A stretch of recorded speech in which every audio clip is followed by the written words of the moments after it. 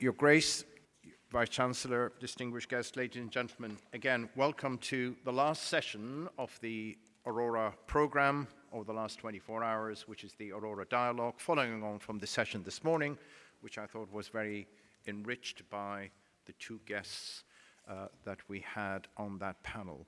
This is a continuation of what we already have been talking about, but I just say a couple of words of reflection of yesterday, which I thought was a brilliant day, and I think the highlight was last night. And again, on behalf of the whole group here and all of you, let's congratulate Jamila Afghani for winning this year's Aurora Laureate Initiative.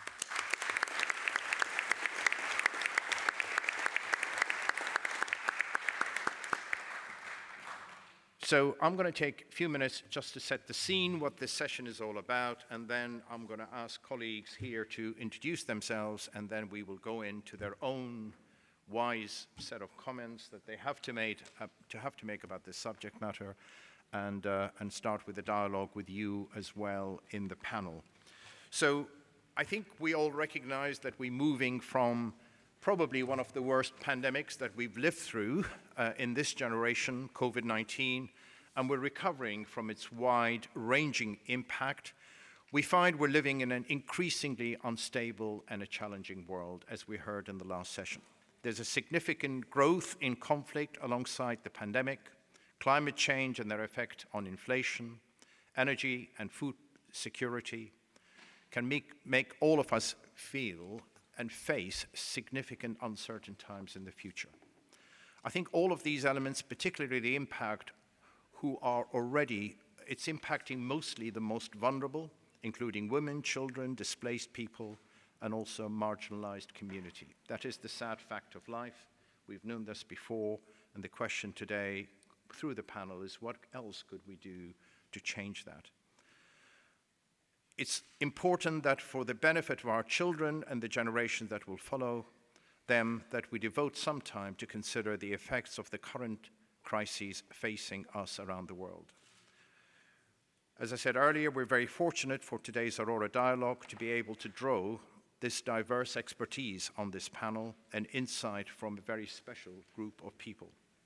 So I'm going to start probably from the left-hand side, David, who was remarkable yesterday in hosting us in the evening on the prize, to say a few words, and then we're going to move from left to right, ending up with Nubar. David. So thank you, Lord Darzi. I'll introduce myself and then just make the briefest comments on our topic. I'm David Ignatius. I'm a columnist for the Washington Post. I have a second life as a novelist. I've written 11 novels. And I have a third life, I hope, as a humanitarian, helping in this wonderful program for now 5 years. So I want to speak as a journalist about journalism's role or lack of it in addressing the crises of this broken world, as it's been described. And I want to focus on two of the most difficult issues that Lord Darzi has asked me to think about, which are climate change and food security.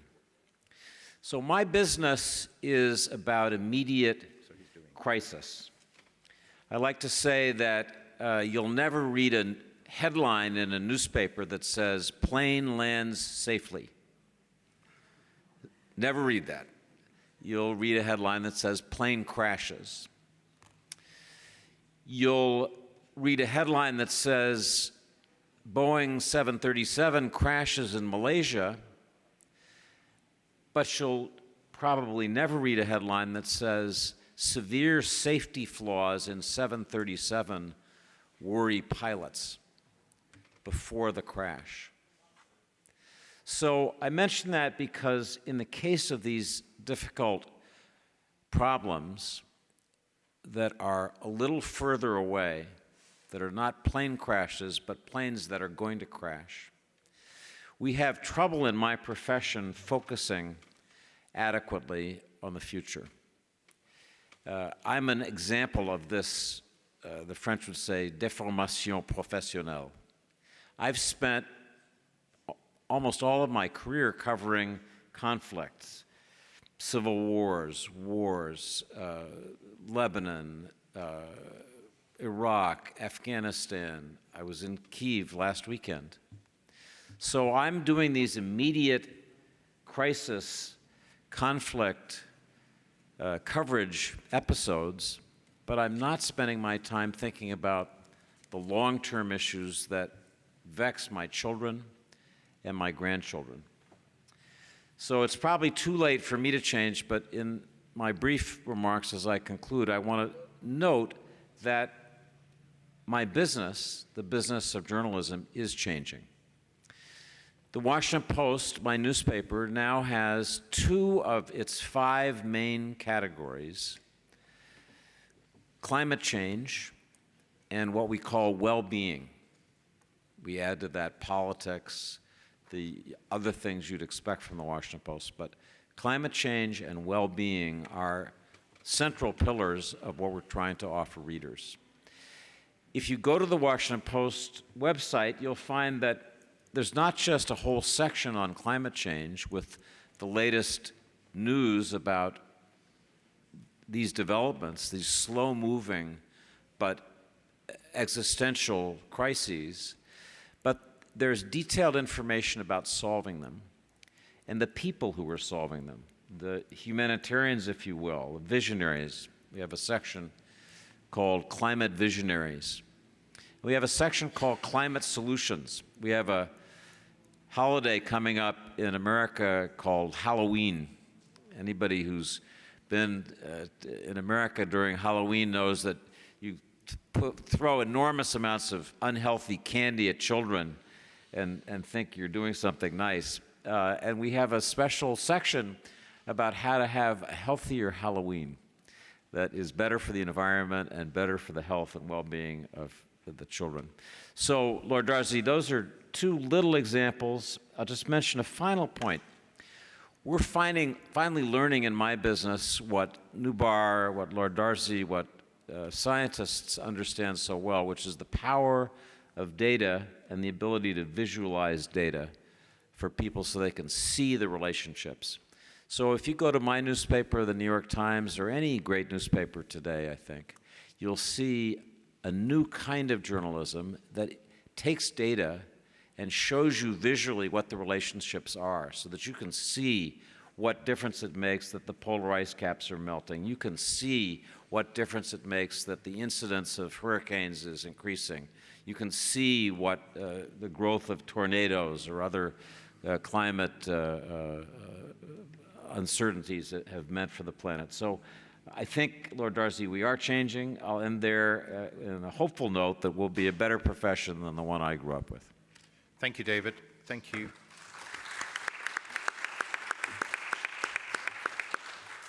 So we will move on to Julianne, who you remember from last year, the Aurora 2021 winner of the Aurora Prize. Delighted to have you here. Maybe an introduction, a few words from you, Julianne, about the topic today. Yes, I'm coming from DRC, in the east of DRC, where war is going on 25 years ago. And women and girls are suffer. They're raped, they're killed, they're displaced. I'm activist many, many years ago. In the past, I was journalist, but not as hip, but just journalist in radio, in the local radio. And we go to the village every time to meet people, to know their problem and their need for justice, for human rights, for development. And we do broadcasts to give them information about well-being, development, how they can build, how they can have water in the village. And when we do this broadcast, they hear and try to do in the village. And when they do that, they send us information. And we go there to see what they do. And we bring their voice and in the radio, and other people also, when they hear that, they initiate the same project themselves in the village. We have no money to give them, but only information, how they can do that, how they can use some food to have health in the village. And this radio help very, very good people to have development in our region. But when war coming, they destroy everything. And when the radio cannot work, I initiate SOFEPADI, is Women Solidarity for Peace and Development. And we're beginning to continue to do our work, to go to the village, to help people, to explain to them and what is the right, how they can have some food, how women can learn write and learn and read. And after that, we hear women tell us that they are raped by militia, by the army group. And we're beginning to document that. We have no, we don't know how we can do that, but just we take one paper and we write the name of the women or girls or men and the date, who do that, where they do that. And when we hear about ICC, International Court in Danek, and we send this information to them to ask justice for women in Ituri. Okay. And they come to us, and we bring victims to give their testimony. And when we do that, international community begin to come in DRC and to see what is going on in DRC. That, Thank you. And also we work with, for peace, because we know that to stop that, people need to live together and they need to restore peace. And we help them to do that. Thank you, Julianne. Thank you. And your English is perfect, Marina.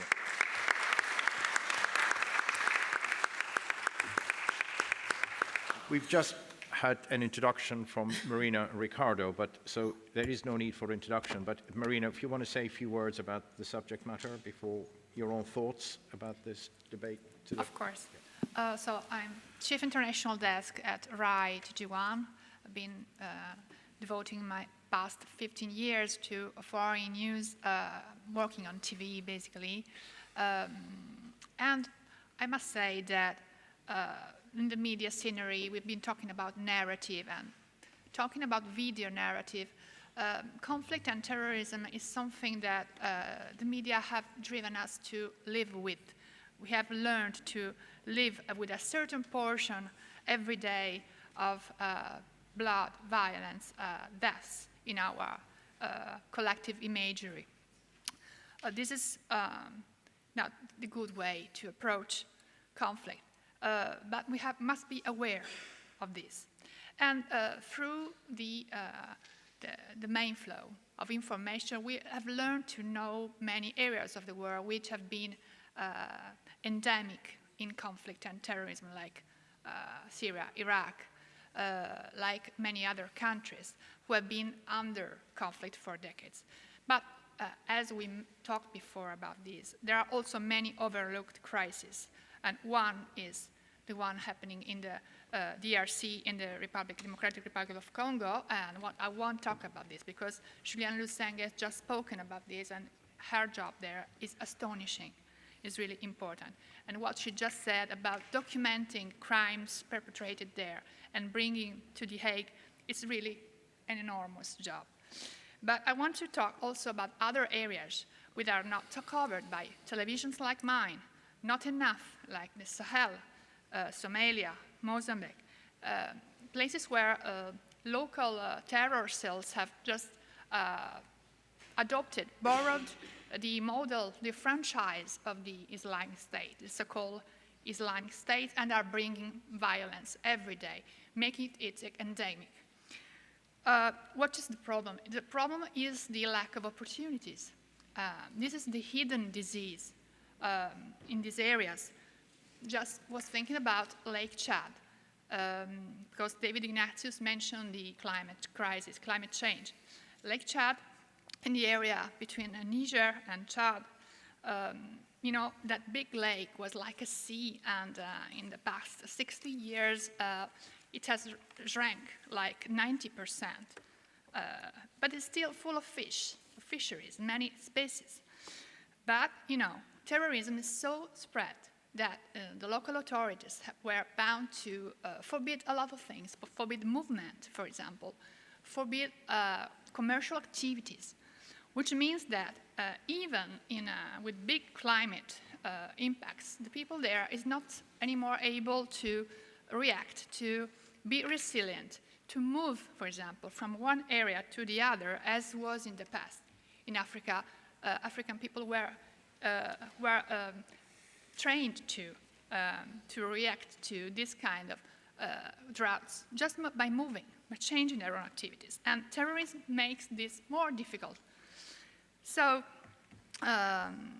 it happened to me, I think it was 2015, and when I was in Niger, I met an old farmer, and he was trying to explain to me his new method to water his crop. And I was amazed to know how he could overcome the problem of droughts, which are really, really increasing every year. But then he told me that he had some hope because his son had just won a scholarship. And I asked him, oh, good, so where will he go to study this time? Will he leave from this country? Oh, yes, I'm so happy he will leave from Niger. And so where will he go? And so he was proud to tell me that his son had won a scholarship to go to study in Sana'a, Yemen. So probably not aware that he would be moving from one crisis to another crisis. So this is the lack of opportunities, the lack of hope, the lack of alternatives in areas of the world that we never even mention on our TV news. So in these situations also the younger are vulnerable. Many organizations, humanitarian organizations, have been working a lot to fight child soldiers, this problem. But still there is an army of young people who need alternatives, and I think that this is really an issue that must be addressed. And opportunities is really what is Aurora about. So thank you. This is what we're talking about now. Thank you. Thank you. Very much. Ricardo, again, you've introduced yourself, so maybe some of your thoughts about today's panel. Very quickly, more than thoughts, questions. Yes. I mean, the audience, the panel, these beautiful ceilings call for Yes. high question, big question, clear question maybe. Four, very quickly. Picking up on Ruben's comments yesterday evening, the moral leaders. This is a community of moral leaders by accident. I think it was said before by Nuban. What do you think this set of values or moral values do not happen by chance or randomly, but can be through education and through our channels, be sustained and set up? We cannot just, pick. It's a good process to pick up moral leaders, but how do you make it happen in all our channels of knowledge and education? Second one, the role in this of religion. My office is credited to Italy, San Marino, and the Holy See, so I have the pleasure to work with the Holy See. And so I'm familiar with Encyclica Fratelli Tutti, all brothers, you might know, which starts from the Samaritan, and so also the role of all religion, and not only the Catholic in this. I mean, we were hosted yesterday in this beautiful, in San Lazzaro, in this set of values nowadays in 2022. And the last 2 points is Ukraine. I'm making a comment and a question which is a little bit Eurocentric, but the outpouring of generosity for Ukraine, anywhere, institution, private, was there. How we maintain that, looking at the, how can I say, the trigger that Nuban explained before, guilt, knowledge, gratitude, and final point, climate change. Indeed, climate change is for us, let me just spend for refugees, is a drivers of displacement. Even when refugees flight for displacement and they are hosted in what we call first country of asylum, and the first country of asylum are also environment fragile. Think about Pakistan with the largest Afghan population and with the flooding, I mean, that just happened. And so they need also from our organization and for you today to understand of all the many things what are, in the context of humanitarian emergency, adaptation measures. So Thank you. Just for questions. No, brilliant, Riccardo. Thank you, and I couldn't agree more. The moral leaders are in this room and surrounded by angels, so you couldn't get in a better place. So it's my great pleasure to also introduce Peter Sands, who's, I think, is the first Aurora meeting, Peter, and Executive Director of the Global Fund. So if there's one person who deals with all of this burden, that's Peter. Welcome. Thank you, Ara, and it's a privilege to be among such distinguished leaders and to be inspired by the Aurora Humanitarians. Their stories, their courage is truly inspirational. For those of you who don't know the Global Fund to Fight AIDS, TB, and Malaria, we are a sort of unique multilateral that is not part of the UN system, but a blend of private sector, civil society, governments, that was created 20 years ago and has since then deployed over $55 billion and saved over 50 million lives, so not far short of the population of Italy. At the moment, we are investing about over $5 billion this year fighting HIV, TB, malaria, and COVID-19. We are investing in every single one of the countries we've been talking about, so DRC, Afghanistan, Yemen, Egypt, Ukraine, and indeed even Armenia.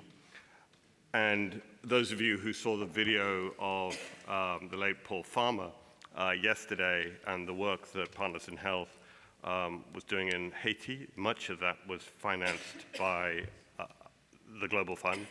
And Paul was a fantastic supporter, and his death was a huge loss to the Global Fund partnership. The one reflection I'd share is that we have a way as humans of trying to put everything in boxes. We like to talk about a pandemic. We like to talk about climate change. We like to talk about conflict. But actually, these concurrent crises all overlap and combine with each other. And for the poorest and most vulnerable in the world, they pile on.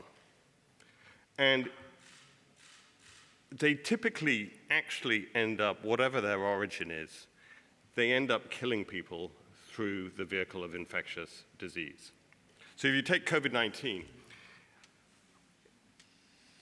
the impact of COVID-19 on the poorest countries in the world was actually greater through its knock-on impact on diseases like HIV, TB, and malaria than it was through its direct impact. It killed more people by the way it affected those diseases.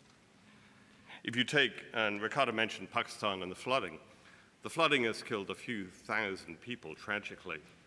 The upsurge in waterborne diseases and malaria that we are now seeing could well kill, threatens to kill tens of thousands of people. And history tells us that conflicts almost always kill more people through infectious disease than they do through bullets and bombs. And we see no reason to believe that the current conflicts in many different parts of the world are going to be any different. And that's one reason the Global Fund is deeply involved in Ukraine, in Myanmar, in Yemen, in Tigray, in South Sudan, in the Sahel, in a depressingly long list of places where conflict is present. I could talk more, Ara, but maybe later we can do this about the sort of challenges of how we work as a multilateral organization with partners on the ground. But the key point is that we have to be humble and recognize that our role is to be enablers. Our role is to provide those on the ground who are actually delivering services with the money, the tools, the information, so that they can save lives and improve the well-being of people. And we are not doing it. We are enablers in that action. Thank you. Thank you, Peter. That insight is critical and reinforces the debate we have throughout COVID. Inequality is one of the biggest challenges facing mankind, and whether it's disease, whether it's war. So I'm grateful for your comments, and we'll come back to that. Let me introduce Dele Olajede, who is a colleague and certainly a member of the Aurora Selection Committee, chairman of the Hashim Ibrahim Fellowship, and also, all of you will know, he's a Pulitzer Prize winner in the past. Dele, your insight will be critical here. Thank you, Ara. It's always a pleasure to be in this august company. I flew in here from Costa Rica a few days ago, where I'd been attending a board meeting, and we had a chance to speak to some of the local farmers, some banana farmers who export 25% of their produce to Russia. Needless to say, that has vanished in the last few months. And you begin to see in far-flung corners of the world the ricochet effects of conflict that start in one place and expand to the other. Unfortunately, despite our significant experience with conflict in the world, with various historically important crises, we still have not developed the talent for spotting most of them before they metastasize. And the current war in Ukraine is a good example of that, which kind of traces the arc of a long tradition of sleepwalking into major disasters for us as species. So whether it was Archduke Ferdinand on the Sarajevo Bridge, or Chamberlain in Munich, or any number of key moments that we should have seen coming, but we didn't, and then we end up with 20 million, 30 million, 40 million people dead. We're also facing the current state of uncertainty in our world, perhaps because we've enjoyed the longest sustained period of peace that we have recorded in modern times. Essentially, apart from occasional flare-ups, since World War II, and John Monnet introduced the idea of the European Coal Commission, which eventually led to the EU, and helped us to calm down the world's most violent region, which is Europe. We've enjoyed a long and sustained period of peace. And so when these things happen, we begin to feel the ground shifting beneath our feet. And I think the period we're in now is that of great uncertainty as to the best way to move forward. So could we have responded better? We could always have responded better, but we fail repeatedly to do so. So what is journalism's role in helping us to make sense of this moment and similar moments that we've had before? At its very best, of course, as we all know, journalism has been pivotal, essential even, in getting us finally to get our acts together in various ways to prevent things from getting even worse than they would have been. A few close examples come to mind. My own old newspaper in New York, Newsday, one of my colleagues was the one who broke the story of the weaponization of rape during the Bosnian crisis, in which the Serbs were deliberately targeting Muslim women and raping them en masse. And it was the coming out of this story that finally propelled the Clinton administration into intervening in the war in the Balkans, which proved decisive in ending that conflict. I recall in December 1991, I think it was, when I was a correspondent covering the famine in Somalia. The whole country had collapsed, there was no government, and the warlords were ruling various parts of the country, and the fronts were constantly shifting. Now, there was no food to be found anywhere in Somalia because the lack of food is not what causes famine. As more experienced people on this panel know, it is conflict that causes famine. So I only had a good supply of power bars to sustain me in those days that there was no help coming from the outside. And so I had to make daily, morally compromising decisions, such as hiding my power bars from starving children, because that was the only way I could stay in there to cover the conflict. But it is the act of staying by me and so many others that eventually got the administration of President George H.W. Bush to send in the SEALs. Some of you might remember the rather melodramatic midnight incident of Navy SEALs washing ashore Mogadishu's beach with camera lights flashing in the middle of the night. But it is reporting that eventually gets the world to act. And so I continue to have faith in the power of journalism to guide us through these periods, even though journalism itself has been rocked by technological innovation, rapid technological innovation over the past 20 years or so. But the hope abides that great journalism would always be an essential part of helping us to figure a way forward.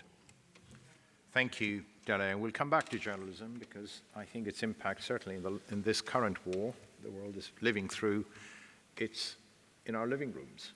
And it's, let's come back to that point. So let's move on to another delightful new comer to Aurora, and that is Marina Elena Alguero, who is the Secretary General, Club de Madrid. Well, thank you very much. And I am new at the table, let's say, Ara, but Yes. I have had the privilege of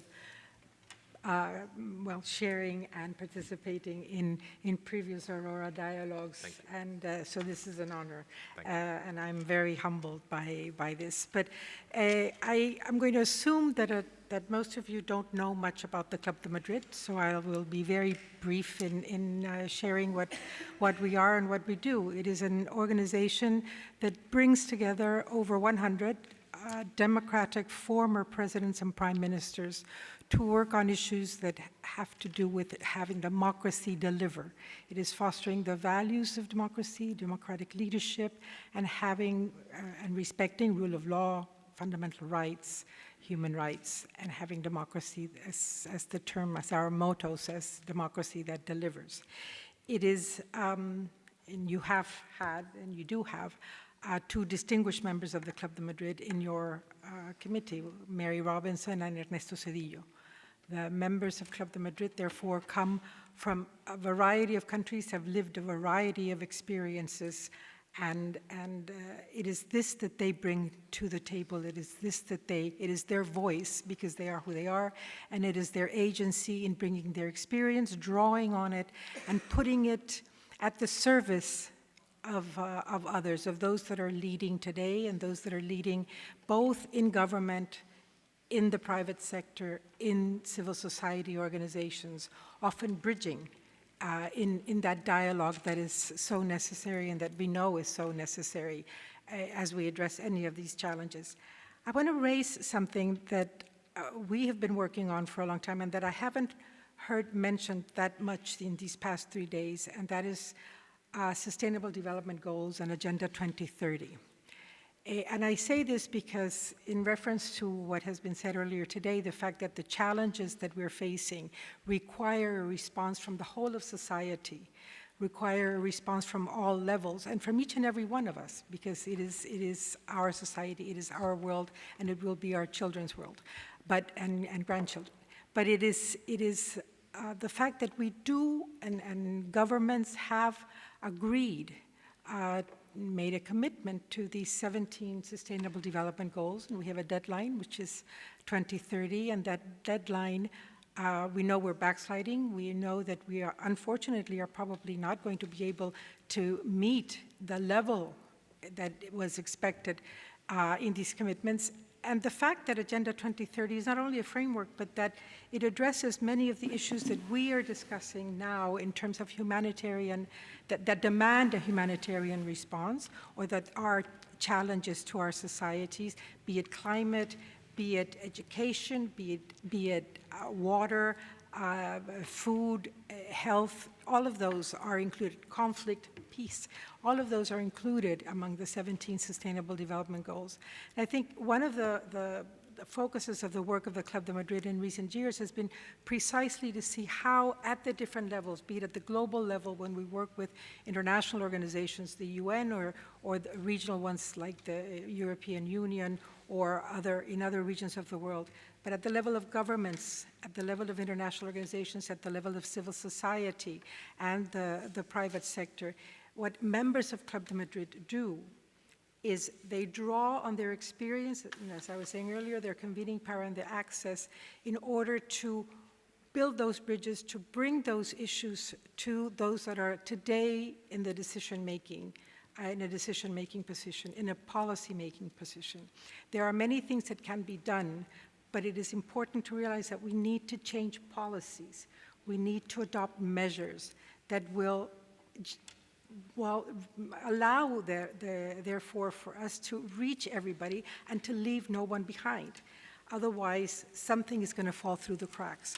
And that is the objective of the men and women who make up the Club de Madrid. As I said, we work in different levels.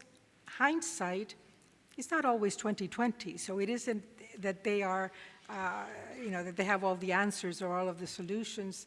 They don't. They did some things that worked right. They did some things that didn't work so right or that failed. But that experience, that combination, allows them to engage in a very human way with those with whom they work, and in a very direct way. It's also, both David and Dele raised the issue of journalism. For us, as you can imagine, the issue of mobilizing, or for the members of the Club of Madrid, the issues of mobilizing political will. Yes, they can do part of that in one-to-ones or in meetings where because they have the access, they get to speak with current decision makers, but journalism is also vital. It is getting that message and having the coverage sometimes of the activities in which they engage, which allows us to have that impact.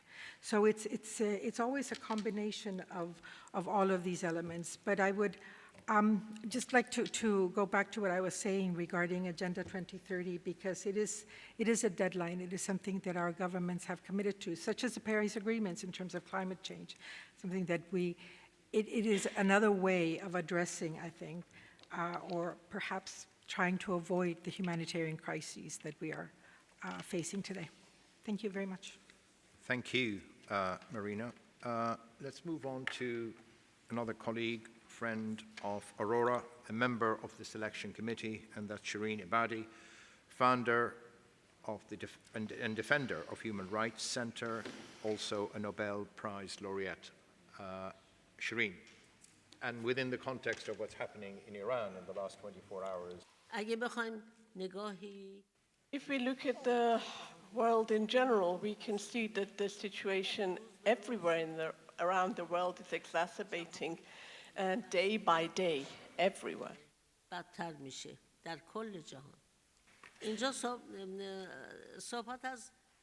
We are here, we've been speaking about food security and also climate change here. And from what I recall, the latest UN report reported that over 3 million people are on the verge of starvation around the world. And all these reports highlight three factors. One is COVID-19, one is climate change, and the other is war and conflict. But I always think that they tend to neglect one important factor, which is lack of social justice, both on the national and international levels. Look at earthquakes, for example. It's a natural disaster, but then you look at various countries and the impact of earthquakes in a country that's progressive, has a very strong progressive infrastructure, and one that hasn't, which results in migration of people from less developed countries to developed countries. And in 20 years' time, bulk of the planet Earth will be uninhabitable. Why is it that some countries seem to suffer from these disasters more? And it's at this point that we look to first the lack of social justice and then lack of democracy. When the people genuinely love their country and their leaders, and be sure that the policies would improve in that country. I was recently visiting Uruguay, and I was amazed that a country that it's not resource-rich has managed to be so progressive. There was virtually no illiteracy. According to UNICEF reports, there were not any deaths for under 5-year-olds. Wherever I visited, in any square around various cities that I visited, there was Wi-Fi, and I could easily link to Wi-Fi. And education to past university level, they were all free. And this was truly astonishing for me because I come from a country where there is a dictatorship, and for me that was truly amazing. I asked them, do you have oil? Do you have any minerals? What are your resources? They didn't have any of those. Their main source of income was agriculture and animal husbandry. They didn't have any of the resources that we have, yet they had democracy. And their president was a humble man who drove a very old Volkswagen. He still lived like a farmer, and he didn't want to live in a presidential palace. Yet everyone in his country, they were all literate. Now look at a resource-rich, wealthy country like Iran. Based on the government statistics, over 30% of the people live under the poverty line. We are the second gas-rich country in the world. And in the field of oil, we are 5th in the world. So why is it that the current situation is as it is? Yes, you get a minority that are extremely wealthy, yet over 80% of the population are extremely poor. Thank you. That's great. Now, I could go on for hours, but I think my time's up, and I have to give time to others. Thank you for having given me this. Thank you. Moving further to the right, that's Mirza Dinai, who is one of our very proud 2019 Aurora Prize laureate, who co-founded the Air Bridge Iraq. Mirza. Thank you very much, Ara. I am so honored to be a member of Aurora family. Sometimes I say there are some communities, they are all times victims of a geography. So because you have no any fault except you are born in some wrong area that you are member that you are faced every time with conflicts. And Armenian people, Yazidis, Kurds, people of Iraq, Syria, Yemen, all of them are actually victims of this geography. Maybe if they were born in some place else, they would be lucky. So I'm born in Iraq with 18, could be a dam or could be a privilege that I was aware about what's happening in my country. Therefore, I was challenging the Saddam regime. I escaped with 18 from Iraq. I started my human rights activism and social activism since almost 30 years. 15 years ago, I started with a humanitarian mission. It was just by chance. I was that time in Germany, and Al-Qaeda terror organization had attacked 2 Yazidi villages in Sinjar and killed almost 300 people, innocent people, and injured 850. I started so spontaneously a humanitarian mission and brought most vulnerable children to Germany for the treatment. And based on that, we established a German-based small NGO called Airbridge Iraq, Luftbrücke Iraq. And since that time, we started to treat Iraqi children, not only the Yazidis, or from all parts of Iraq, offered them free treatment in Germany. Until 2014, as ISIS has attacked my minority, the Yazidi minority in Sinjar, and then I was in another dilemma that I have to help my people and do whatever I can, especially that ISIS committed genocide crimes against humanity, especially the sex slavery and slavery of the Yazidis, displacement. Therefore, we convinced the German government in order to accept up to 1,000 Yazidi women and children who were in the slavery of ISIS. And I was responsible as a local partner of the state, Baden-Württemberg, and we have resettled those people to Germany, including, for example, Nadia Murad, the Nobel Prize laureate, was one of the beneficiaries of our program, and many others. The problematic is in our countries, one of the core problematic, especially for those minority groups, we are facing double discrimination. First, our country is in need, and we have big problems. And secondly, those minority groups, especially religious minority group, we are facing of rising of kind of extremism in our countries.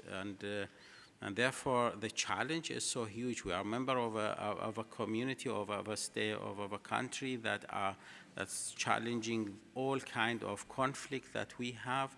And then we have the second discrimination because we are a member of a small community that is also living in a discrimination. And now, for instance, the Yazidi people who have been displaced because of ISIS, about 400,000, still 70% of those people are living in tents since 8 years in tents. And you can imagine a 6 years old now, he is 14. He don't know anything about what's a house, what a door means, what a school means, because he's living in a tent in this winter and in the summer where the temperature is 48. So you feel each time yourself guilty because you feel that you cannot help those people.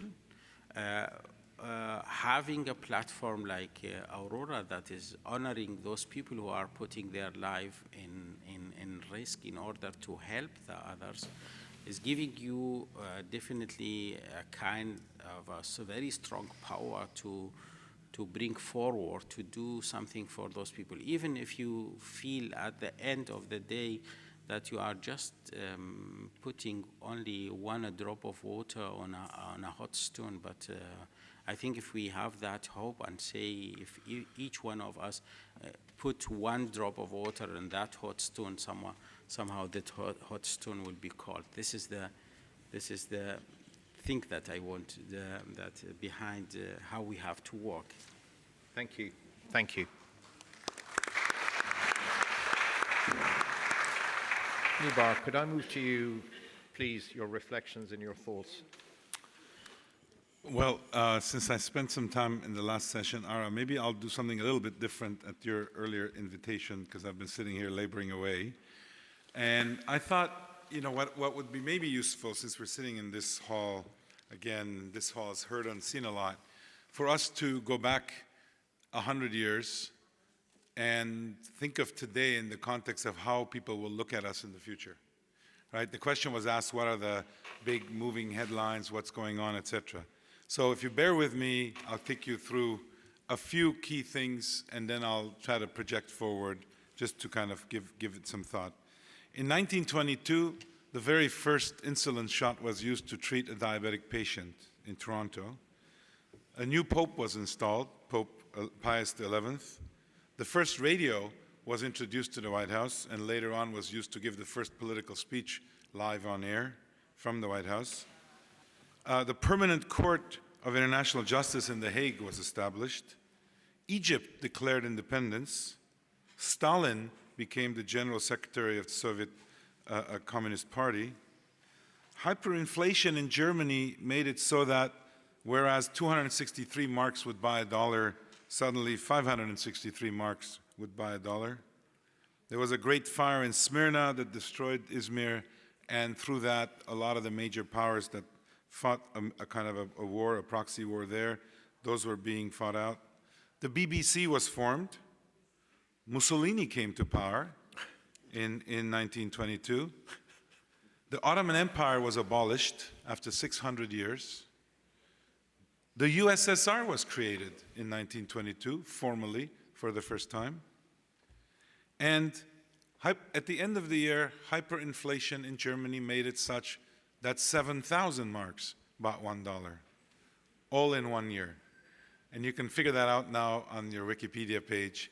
And so that's how the world now looks back at 1922. So the question becomes, and I'll just speculate because I do that for a living in my day job, as to what the future might be like. What might the future record of the present? And each of you will have your own list. Let me try to give it a shot. I think on the positive side, and sorry I'm biased in this regard, I think we could say that in 2022 there was broad deployment of an unprecedented new medicine as well, in the case of a vaccine, and increasingly it's reaching far places in the world, not just to the few privileged countries. So vaccine equity became much more achievable than was available before. A war started in Europe after 70 years in Ukraine. Climate change impacts became much more palpable, and major crises beginning to develop from it. NATO expansions were pursued, multiple. Abortion rights were reversed in the US. There was a major talent exit, especially in the tech sector, from Russia. There's active threats of nuclear weapon use. There are growing humanitarian crises, too many to count, making the current infrastructure to support them quite inadequate, unfortunately. There is heightened friction between two of the largest economic powers in the world, the US and China. Inflation, interest rates rising, creating a lot of fear, not quite the hyperinflation of 100 years ago. Massive supply chain disruptions. And I would say 2022 will record the year when artificial intelligence began to make a much more prevalent impact on many aspects of life, whether it's in medicine or finance or politics or many other things. So the question that and you may have your own list, by the way, this is super kind of on the spur of the moment, but it's interesting to compare these two. The old saying, plus ça change, applies. Generally, some things have changed, but human nature and institutional nature hasn't really changed, and so we're dealing with many of the same types of conflicts and big changes. The question is, if we were given the right to write the headlines for next year, what would we want them to be? And my guess is it would not be any of the headlines we just read. And I think part of the discussion, part of the activity of what many of you do in the humanitarian section is to figure out, can we write some of these headlines instead of feel badly about reading them?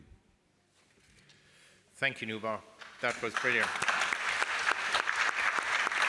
See, if I could keep that theme going, we've had, I think 1922 was post the First War, if I'm correct. We had another war in the 1940s, and I think probably most of us will say the previous generation than those sitting in this room laid the foundation of prosperity and the free way of life that we've been accustomed to. There's plenty of evidence, however, that polarization both within and between countries is growing, and it's also weakening multilateralism, as we've heard from august organizations helping, and also in many ways eroding the international legal order. The issue here, and obviously all of this has consequences on human rights, and that's really what we're in the business in, and I just wondered why that is happening, and is this a political failure? Or may I ask, is this a failure of democracy? I just wonder whether anyone wished to take that at that level. I mean, we are on the true, your amazing humanitarian efforts across the globe is phenomenal. The question is, you're always trying to catch your tail here. And, you know, what do we see happening in the world? Is this the beginning? The Ukraine war is won. Ricardo, you very eloquently described the burden on UNHCR, even in the last 10 years. And do we have any views about that? Sorry to steer it into a political quasi-policy, but ultimately there must be a root cause to this. And what is the root cause for this? Anyone wants to come in? Well, somebody has to go. Yes, thank you. I think the world is becoming more complexly interdependent faster than our political models and leadership can cope with that reality. And that you see that with climate change, you see it with conflict, you see it with pandemics, you see it with the way economic issues spread so rapidly across the world. And there's a tension because the easier answer, if you're communicating as a politician, is to sort of pretend that that interdependence doesn't exist. And you sort of paint a picture for your own community and your own world. The trouble is, as numerous rich and poor countries are discovering, reality doesn't play by those rules. And reality, whether it's in economic shocks or in conflict or in COVID-19 was a very good example, but has no interest in whether or not you've got a border or a particular political constituency. And so when I think about the sort of the future that Nubar sort of paints a picture of and the challenge it imposes on us, this is going to come down to leadership. But it's not just the leadership at the level of heads of government. It's also the leadership at the level of communities and the kind of leadership that we've seen from the Aurora Humanitarians. That's equally as important. But there are a few things that I think we have to sort of keep in mind as we grapple with this stuff. The first is this adage of leaving no one behind. It's all too easy to say, but it's actually quite difficult to deliver on. And in fact, I think we should reverse the logic and say we should start with those left behind and put our efforts most, because societies which have actually focused on the most marginalized tend to end up being better societies for everybody to live in. The second issue is this issue of rights. I mean, certainly at the Global Fund, we think of human health issues as fundamentally as rights issues. It shouldn't be a matter of luck whether you live or die to a disease that we know how to cure. It should be a matter of justice and right that we provide the way to keep people alive. And certainly one thing we are increasingly focused on is the fact that biomedical interventions are absolutely essential, the latest vaccines, the latest diagnostics, the latest instruments, but they're not enough. If you look at why adolescent girls and young women in parts of Africa are 8 times as likely to be infected by HIV than adolescent boys and young men of the same age, that's not a biomedical issue. That's an issue of stark gender inequalities, it's of gender-based violence, it's economic disadvantage, it's educational disempowerment. And so unless we're prepared to tackle those sorts of issues, along with the deployment of the fantastic technologies we now have at our disposal, we're not going to deal with these. But I come back to the fundamental, unless we recognize that we're all on the same planet and that we all share a common humanity and that our leaders and ourselves deal with that, we're not going to be able to deal with these issues. Brilliant answer. Yes. Maria first, yep, and then Bele, and then move on. Okay. Please. Yep. Well, because you questioned or you asked whether democracy has failed, I feel compelled to really to engage in this question. I'm asking a question. So it is not an easy one to answer, but I have to say that in many ways, yes, it has. And but we can. It has failed as a system. But the elements that make up democracy, I mean, democracy is not elections. And that is something that we have to realize. So in many countries where we assume that there is democracy because there are elections, well, sorry, no, there is no democracy. And democracy is about, yes, respect, as we were saying earlier, respect for fundamental rights, respect for human rights, respect for the rule of law, respect, a search for that social justice. And it's something that, number one, it takes time, and it does take all of society, very definitely. But if we look at the year's game, let's say, that Nuber put before us, the Club of Madrid was founded in 2001 as a result of a discussion on transition and consolidation of democracy in Spain, because Spain had had a very successful transition and consolidation of democracy. When the Club of Madrid was founded, and originally there were 22 members, as I said, now we have 117, and that could prove to be a growth of democracy. Well, it's not. Because when it was founded, we were all very optimistic about the future of democracy, and perhaps now more than ever, we realize that we were wrong. I mean, it wasn't going to be multiplying like the fishes and the loaves. On the contrary, it was going to meet tremendous challenges, and all of those challenges that make up life, and that because of a number of reasons that come with democracy itself, like freedom of expression, freedom of association, all of those also became, ironically, also elements that have in certain spaces weakened democracy.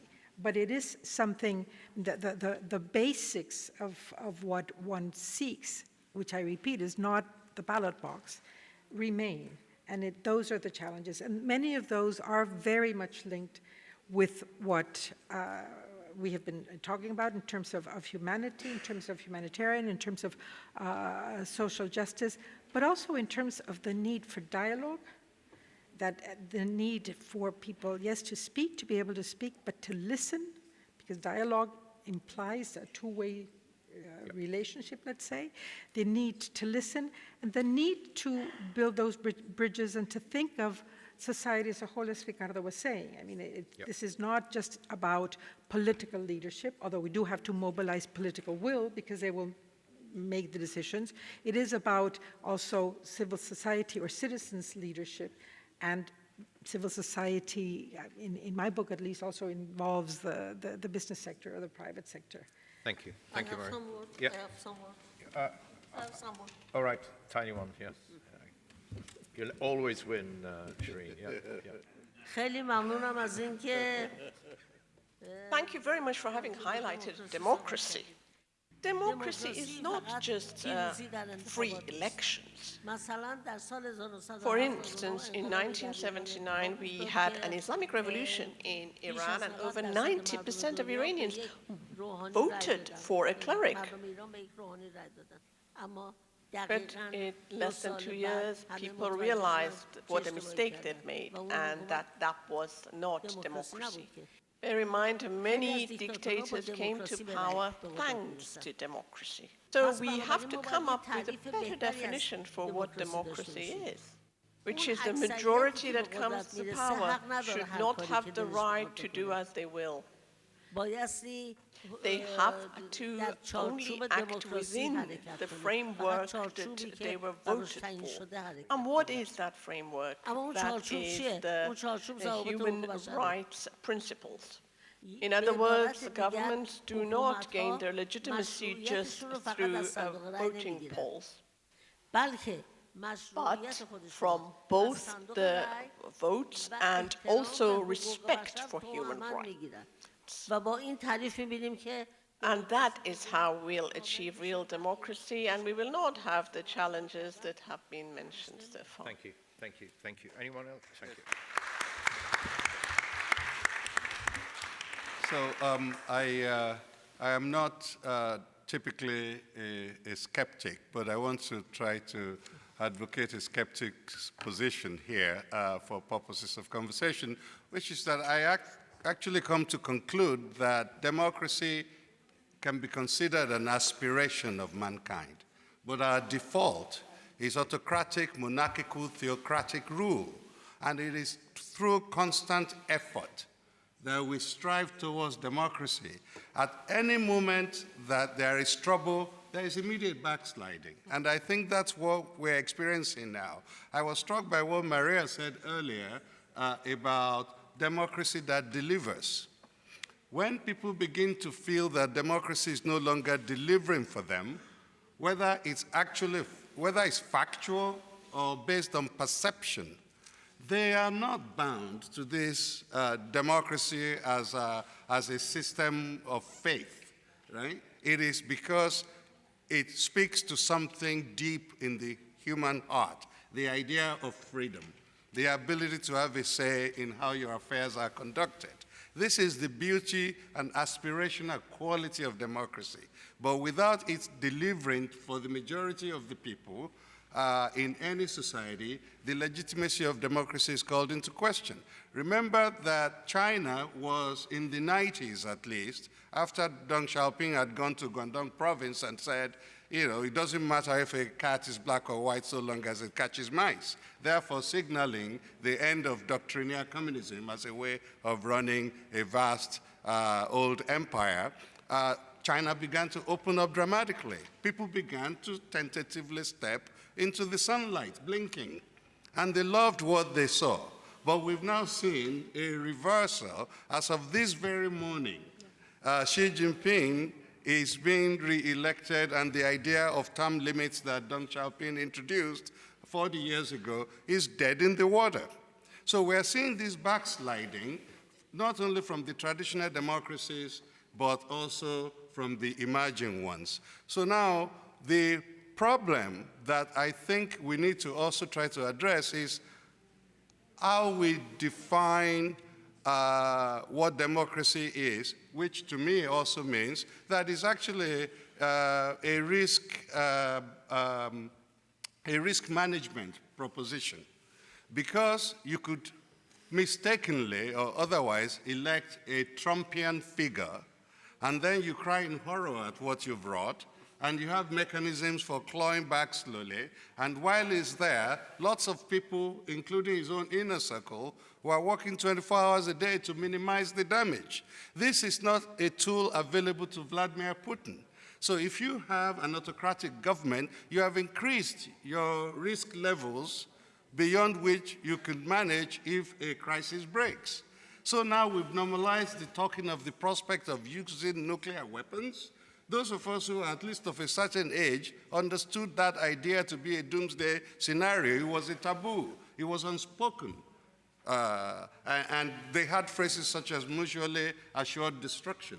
But a strong man by the name of Vladimir Putin has now made it, if not highly likely, but certainly a possibility that today we could see nuclear weapons possibly used in Europe.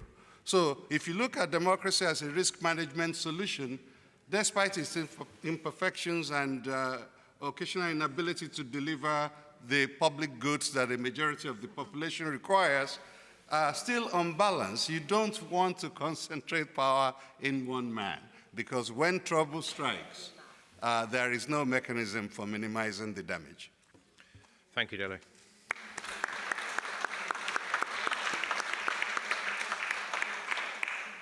Anyone else wish to come in on that, or we can move on to the, so let's see the impact of what you just, we don't even have a nuclear weapon now, but if you look at the serious inequalities, let me go back into energy security, let me go back to food security, financial security. I just thought, what could NGOs and other, the great brains and minds on this panel who are doing some, what else could we do in terms of bridging the gap? And the sad fact is, as we said earlier, it's impacting more the poorer, those of minorities, impacting women and children. So what else could be done now to fill that big gap, thanks to the work of the Global Fund and others? What are we doing to lobby some of the democratic nations who have an interest in this? You could see otherwise history could repeat itself, what happened pre-1940s. Anyone wants to take that question? UNHCR might be very well placed because you deal with these conflicts but I'm sure that you highlighted the burden on you in recent times. Yes, the burden is clear, the solution less so. Sorry. Yes. Also because, energy, food, for us it's very easy to look at the impact, but to find a solution, such very complex matter, is not an easy task. And if I just step back to the previous question, and the crystal ball exercise, the headlines, and going back to what Maria said, with the Agenda 2030, this exercise has been planned. In 2015, the big minds of 193 states answer the question exercise of which headlines in 2030.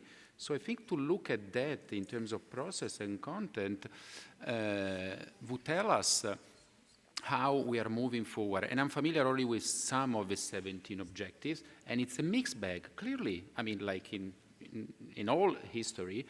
And the point is, I think, once again, but also by listening to the discussion this morning, the different profiles, we are imagining very different futures.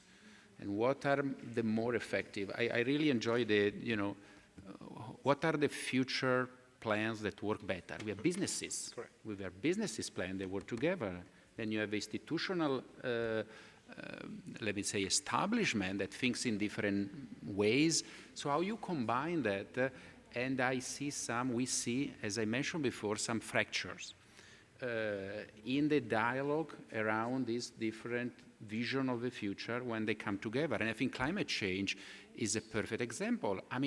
When we are talking about shifting, I'm thinking about Italy or Europe, to alternative sources, sustainable sources, and we look at the industry, that's, it's under our eyes. It's a very complex transition.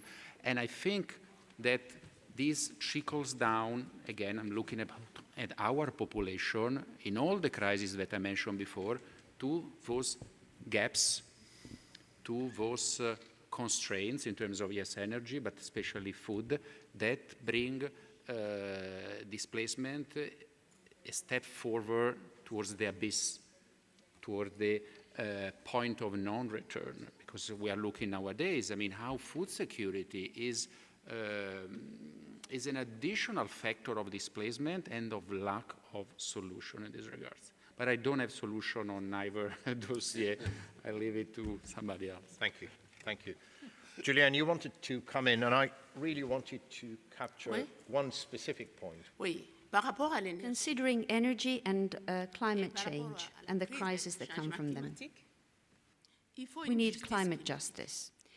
Parce que Because, you see, there are countries like the DRC, my country, that have large forests, the second largest forest after the Amazon. And we are one of the countries that can offer a solution to climate crisis. So now we face difficulties because we've got plenty of resources. We have the rivers, we have the forest, we have a lot of resources really, but we don't have enough energy to cook our meals, we don't have enough clean water to drink. And so we are told, keep the forest, preserve it, don't touch anything, but stay poor and hold on while we keep developing. Of course, we do want to safeguard our forest, but what alternatives are we left with, we in Congo? What alternatives do we have to survive? So it's important to think very carefully while we think of how to counter climate change, of how countries like ours can obtain and develop what's necessary for them to further develop and be able to preserve at the same time the climate for everyone. Thank you.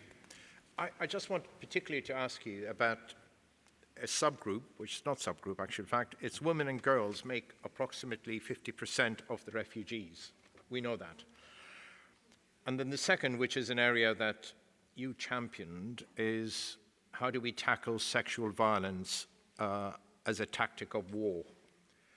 And we've seen that significantly amplified in Serbia and more recently in the Ukraine. And what could we learn from this? We know this exists, and this is just your thoughts on that, and what else could we do?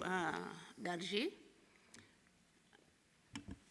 Quand on est déplacé de guerre, So when you're displaced, what you do is you run for your life, and the place that you go to, there's nothing there for you, and so you have to figure out how to survive. And generally, the local people will be the first to be there to give you, the first form of help that you need as a displaced person. So the women in the areas will provide something to eat, and then after them will come the action of the humanitarian organizations and international organizations. Because you see, these people don't just need food, they need health, they need reproductive health. They need a place to be with their children. The children need to go to school, they need care, health care, and they need water. D'avoir des cases pour vivre avec leurs enfants. Il y a besoin de scolarisation pour les enfants. Il y a besoin de soins médicaux. Il y a besoin de l'eau à boire. Il faut aussi un système de protection pour s'assurer qu'il n'y a pas. And then we need also to grant protection for these people against the abuses and exploitations that are perpetrated by the humanitarian staff. During the Ebola pandemic in the region of Ituri and other regions of Congo, the WHO personnel abused women and children. And we now luckily have a program that takes care of that aspect.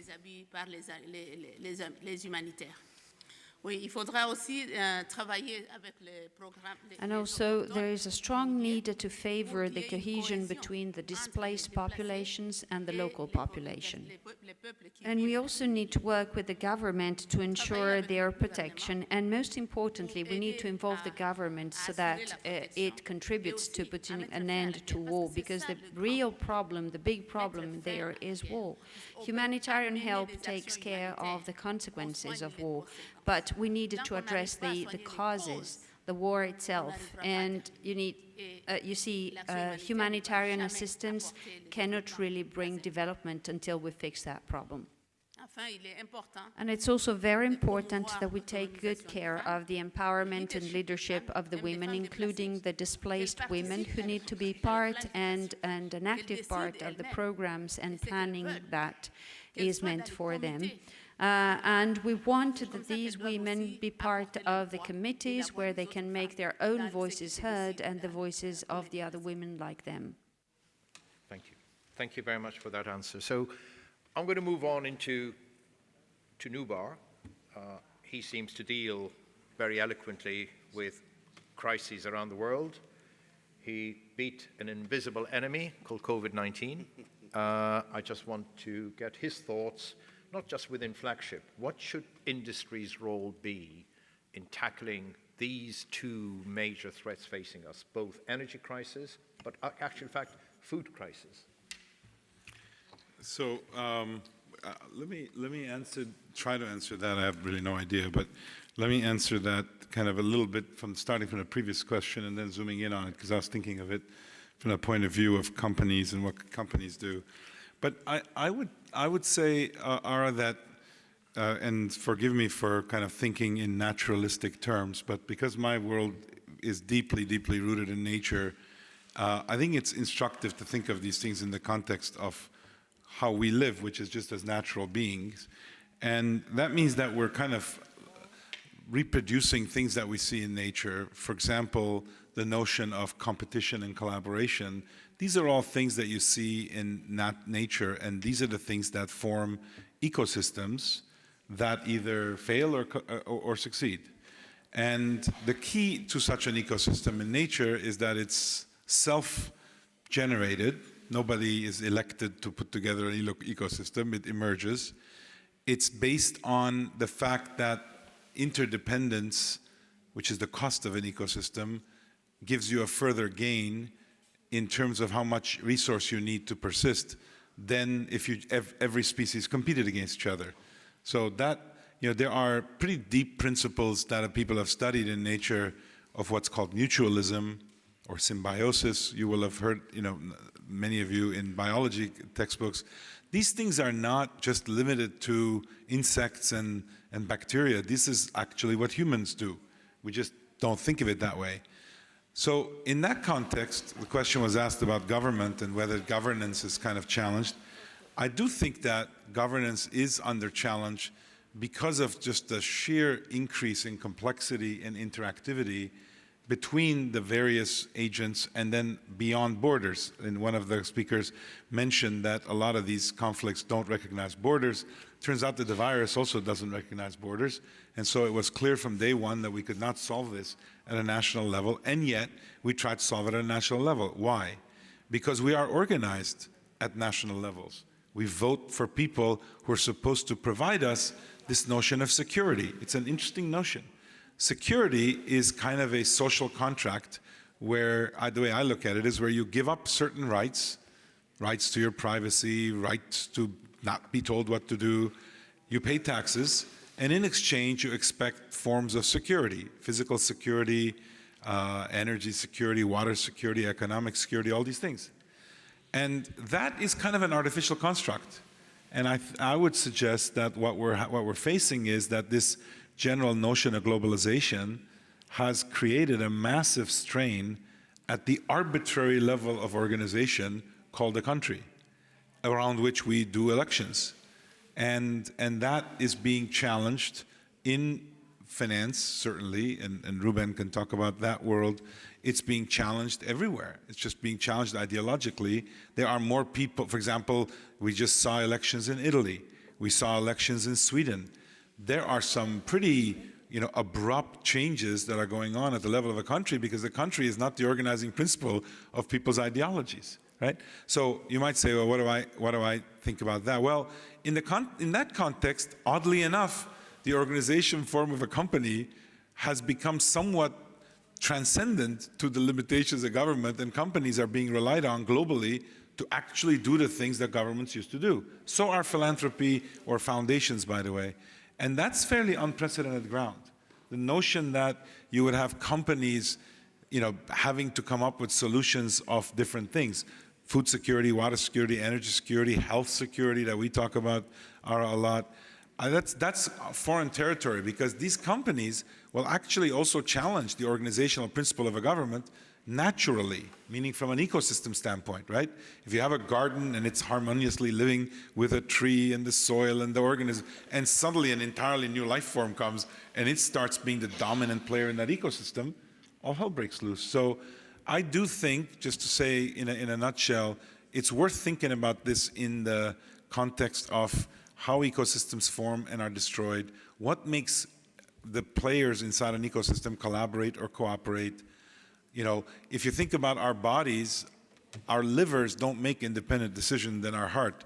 I'm pretty sure in some people, the liver would rather make an independent decision.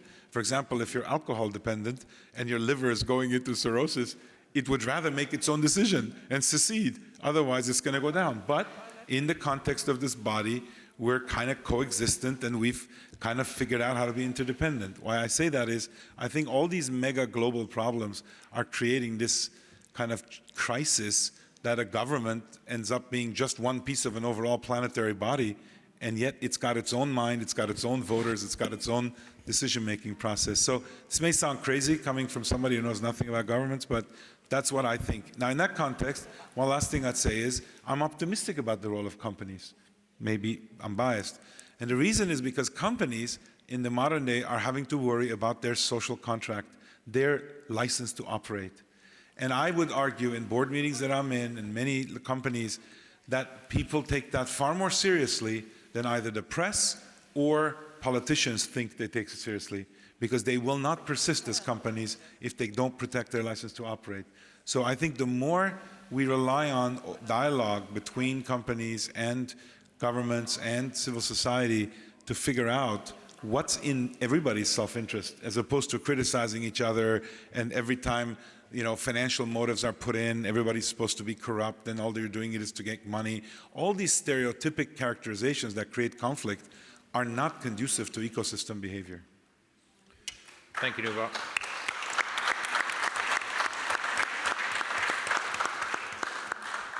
As always, a perfect answer. Yeah, Maria. We are working in a globalized world. We accepted the principle of globalization. Okay. But in the midst of this, we also see increased polarization and increased fragmentation. So it seems to me that if we take these three elements into account, and I totally agree with your the system's way of looking at the challenges, but if we take globalization, polarization, and then fragmentation, who is left behind? Or shouldn't we, as Peter was saying, reverse the logic and start with those we identify a priori? We're not going to be perfect, but a priori identify those that are going to be left behind in one or two categories. Yeah, I also resonated with what Peter said. I fully agree that a more perfect society is when the most powerful actually take it upon themselves to deal with the least. And actually, we're in a place where the church has a long history, and churches and other religious institutions used to take that upon themselves.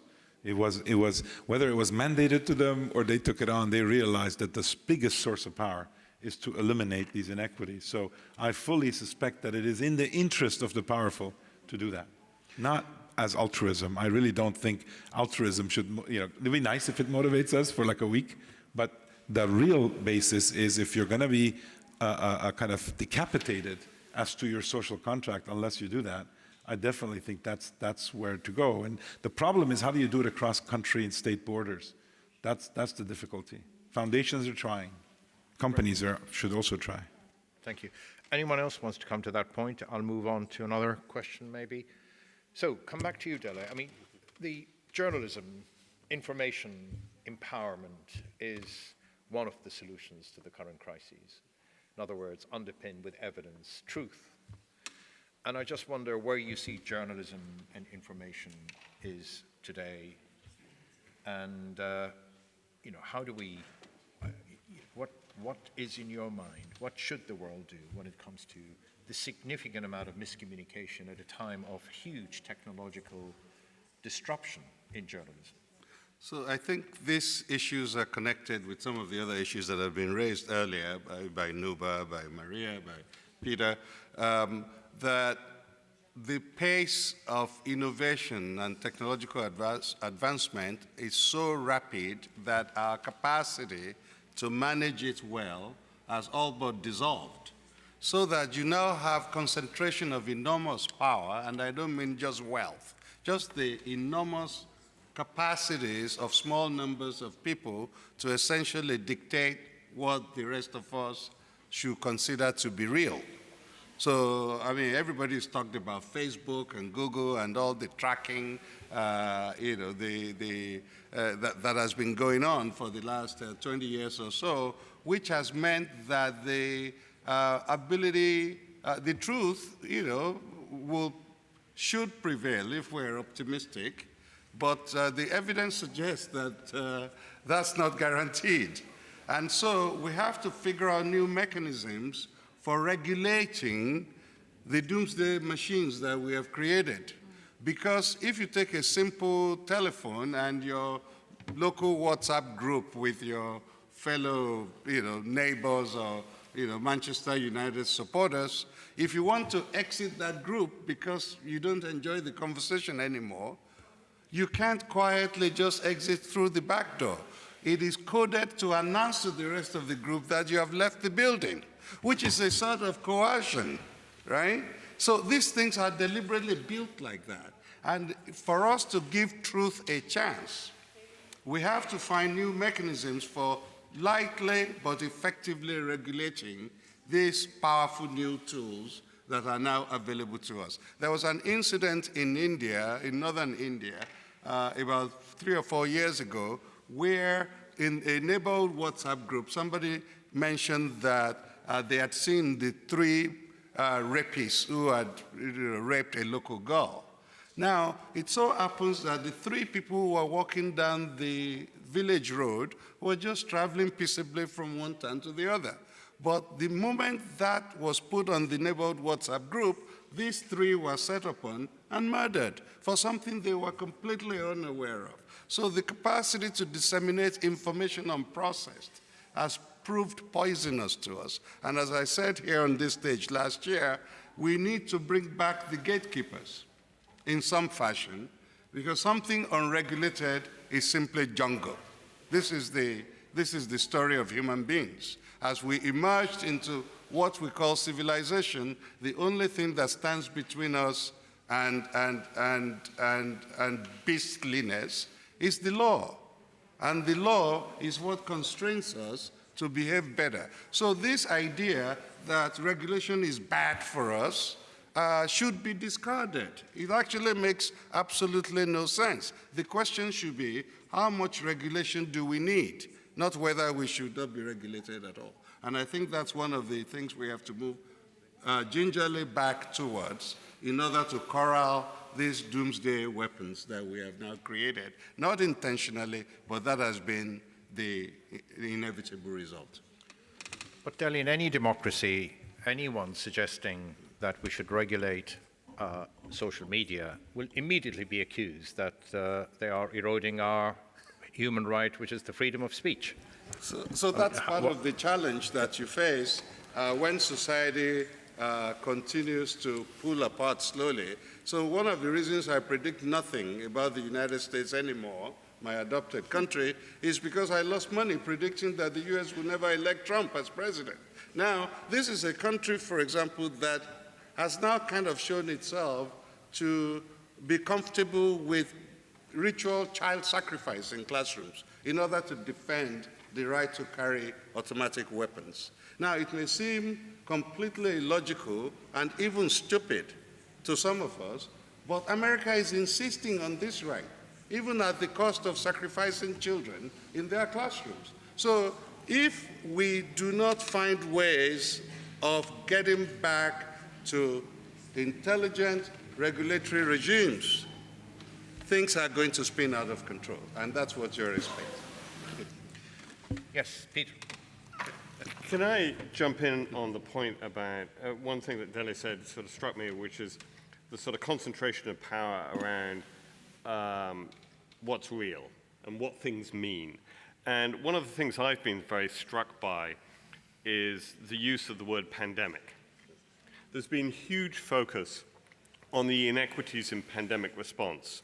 Who got the great vaccines? Who gets treatment? Who gets diagnostics? And that was absolutely right that we should focus on trying to address those inequities. But there's also a somewhat more subtle inequity in the very use of the word pandemic and what it applies to. Because the reality is we only really call a disease a pandemic if it kills people in rich countries. The moment a disease stops killing people in rich countries, we tend to use other language. We tend to call it endemic or epidemic or something else. And the resources we apply to it plummet. This is exactly what happened with HIV. Yeah. And when you look at TB now, this year, 2022, this year TB will kill about as many people in the world as COVID does. Maybe more, maybe less, but it'll be very much near the same. It's actually more fatal on a case fatality rate than COVID is, and yet it'll attract a minuscule amount of the media attention, the research dollars, the investment, the political attention that COVID will. And that's for the very simple reason that it's not people living in Geneva or London or Washington who are threatened by it. It's people in the slums, the rural poor, around the world, both in low and in middle-income countries, but actually in the very poorest communities in the richest countries in the world who are threatened by TB.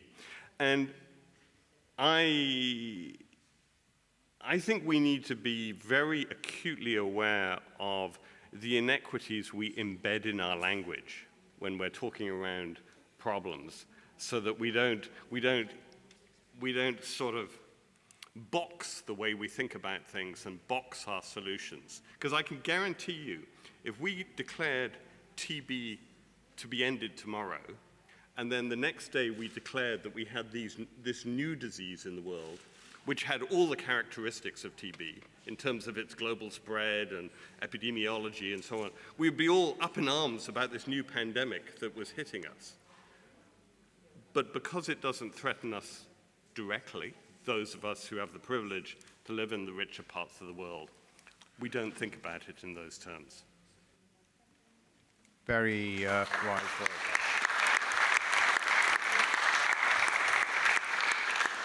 Our reaction to SARS-CoV-2 was based on our reaction to SARS-CoV-1 at the beginning. Yeah. It took nearly 3 months to wake up to that call. Anyone else wants to come in? Could I just say, anyone in the audience wants to ask a question, please put your hand up and we will, I'm sure you can ask a question. Yes. Well, this is not an answer to the question. I would just like to add to what has just been said, that very often we tend to rely on the ideas that we feel comfortable with. We tend to rely with what we know, and we fall short of coming up with a representation of the hardships that others are exposed to. What Nubar said is very important, that is putting together the companies, the government, and the civil society to find solutions. Well, it is a fact that democracy did not solve the problems because it brought about models that were a mismatch when thinking of the actual needs of the people that they should have helped. And also, these models were sometimes used to create wealth and a different standard of living for just a few people. We do a lot of humanitarian work, but the war is still raging, so we need to really work hard combining, and we need to find ways to combine the humanitarian work with the peacemaking work. And really, because our work needs to be more and more centered about the prevention of conflict. And we need to understand how to prevent women from becoming the battleground themselves every single time. Sexual violence, sexual abuses are a way to humiliate local communities. What should we do to stop that? Numberless meetings on the situation, and there have been UN resolutions about it. Now is the time to finally bring to bear and to start real-life actions to stop wars. And that needs to happen through the services that we provide for the benefit of women, of children, and also of survivors. We need to find a way to prevent war. To prevent that from happening again, we needed to work more harder on justice, in creating jobs, in eliminating poverty so that people have alternative means for their survival, and we needed to guarantee that the perpetrators are always punished.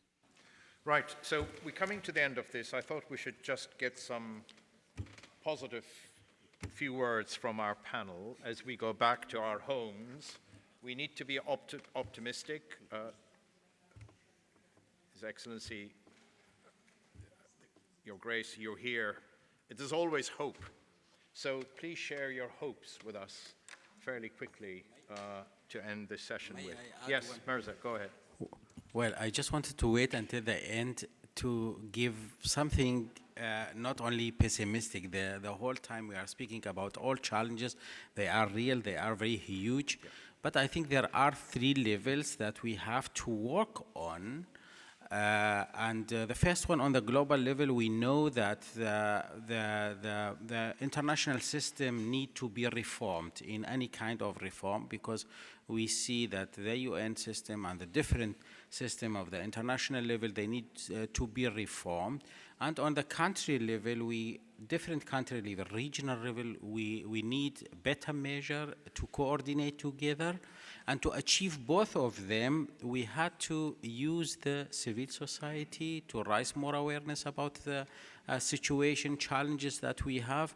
And we have to use this civilian potential in order to change the other both levels. So we have to start from the beginning, and initiatives like networking, raising more awareness about the humanism, about the humanity, about the human need, will make that challenge change. Thank you. Thank you. Anyone else wants to come in to end up on a more positive note? Well, just to say that if you look at, so when Pablo Neruda fled the dictatorship in Chile in 1949, and friends smuggled him across the Andes into Argentina and to safety. 20 years or so later, when he was accepting the Nobel Prize in Literature, his speech was titled "Towards the Splendid City." And the idea of the splendid city was, he used the metaphor of his flight through the Andes and the kindness he received from strangers to keep him safe, as a way of talking about the importance of community and caring for the stranger. And in that way, we can see the work that philanthropy does as the kind of first to keep us alive, so we have a chance of getting to the splendid city. So is that, in my view, why we're here is essential, why the work of philanthropy is essential, even if it may not be in a position to tackle the sources of the problem, at least keep us alive first, so we have a chance to solve the fundamental problems. Believe me, it's better to be alive than dead. Thank you, Dada. Thank you.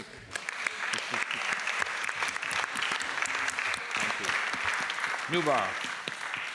Yeah, so I can, most of the rest of the time I'm pretty optimistic, so let me tell you why I would be optimistic, but then I think we have to think differently. My quick point would be that we live in a society, especially if you have a lot of education, where reasoning is almost exclusively the mental faculty we use to do everything. We accumulate knowledge, we apply knowledge, we extend knowledge, and we use reasoning to do a lot of that. But we're given another mental faculty, which is called imagination. And in our imagination, we can foresee much better worlds than the one we live in. It's just that we're discouraged from doing that, because most people consider imagination somehow what weaker people do, less educated people do, artists do, and all that. But I'm talking about science, I'm talking about politics, I'm talking about... I actually think that the very first step is to force ourselves to imagine precisely, concretely, a better instance of the situation we're trying to deal with, and insist that there has to be one, however unreachable it is. And then I think through collective action, we can gain the courage and the confidence to try to bring that about. As naive as it may sound, I think pretty much all change comes from that. Every startup comes from that. Every major transformation comes from that. And remember, I think one thing which is factually demonstrable, change often takes a lot longer than what we expect, but when it happens much more quickly than whenever anybody expected. That is something you can show over and over and over again with technology, with other, societal habits. So, encouraged by the fact that when change comes, it happens quickly, even though it always looks too far out. Encouraged by the faculty we have to imagine, to communicate, to gain some consensus. And then, the confidence to jump into the breach and try. And I think that's where leadership comes in, and I think that's where many of you are leaders. But if you spend too many days in a row without imagining anything, you're lost. Basically, this battle is lost. So I think we just have to force ourselves, whether you do imagination through prayer, whether you do imagination through meditation, whether you do imagination by telling each other stories or writing fiction, it is so underutilized as a way to deal with.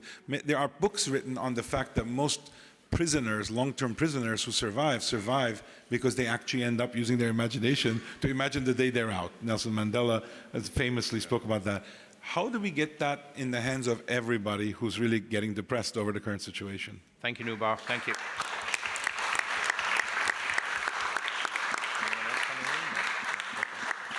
Ruben, one of our co-founders. First of all, thank you very much. It was a great panel. I want to share one anecdote. I just moved to Artsakh, where there's 120,000 people living in an enclave place. And I'm going to see people in villages. In a village, when you talk with people, not always the rules of the law, but the rules of the society. For example, if you're drunk in a wedding, next time nobody will invite you to this wedding. I think one of the important elements of what the moral leadership and what the community, what we are talking, is not only rules by law, but rules of the community saying, you're untouchable, we'll not shake your hand. I think one thing we are missing now, because of the industrialization, as so many people move to the big cities, because it was very difficult to know who is new. Now with the technology, I think we're going back, and I am positive, to a situation with not only be formal rules, but informal rules between society saying, you know what, in our society, this is impossible to do it. I think it will be very important moral boundary for the people behavior, and this is what needs to be actively used. Otherwise, just relying to the rules of the law will go nowhere. Thank you. Thank you, Ruben. Thank you. Ara? Can I know we're done on time, but since you've been doing an excellent job moderating, and I thought you should get the final word. I realized in my list of things from when we look at 2022, the Queen's unfortunate passing and this remarkable human being that passed, and then the disarray the UK is in currently, I thought you should talk about what that all means. Maybe in the next session. That means we have faith and hope with our monarch, not necessarily with our elected democratic government. But and it's not because of the votes, it's because of the behaviors. As simple as that. So on that note, optimistic note, may I just say democracy prevails. Democracy is the essence of humanity. And thank you for an amazing contribution that this panel has made.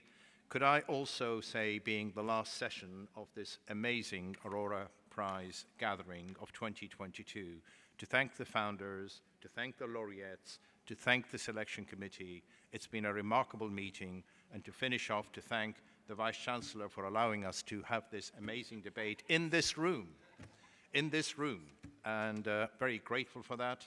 And Your Primate, Your Holiness, I'm sure you'll be very reassured leaving this room that we still have faith and hope, and we will continue to do so.